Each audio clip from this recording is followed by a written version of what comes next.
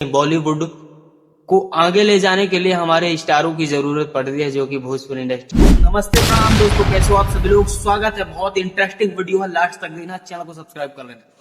दोस्तों, जितने लोग हमारे खेसारी भैया को गिराने के लिए लगे होते हैं, खेसारी भैया उतना ही आगे जाते जाते हैं।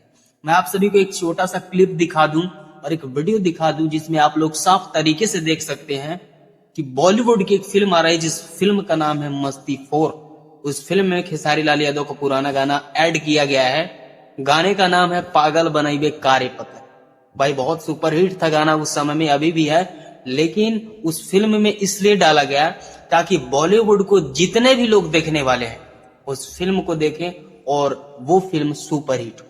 तो ऐसा मान सकते हैं हम कि कहीं ना कहीं बॉलीवुड को आगे ले जाने के लिए हमारे स्टारों की जरूरत पड़ती है, जो कि भोजपुरी इंडस्ट्री के एक स्टार है खेसारी भैया। तो बहुत अच्छा लगता है भाई, दिल से। बाकी आप लोग क्या कहना चाहेंगे कमेंट्स कीजिए, चैनल को सब्सक्राइब कीजिए। मिलता है आपका भाई नेक्स्ट वीडियो में।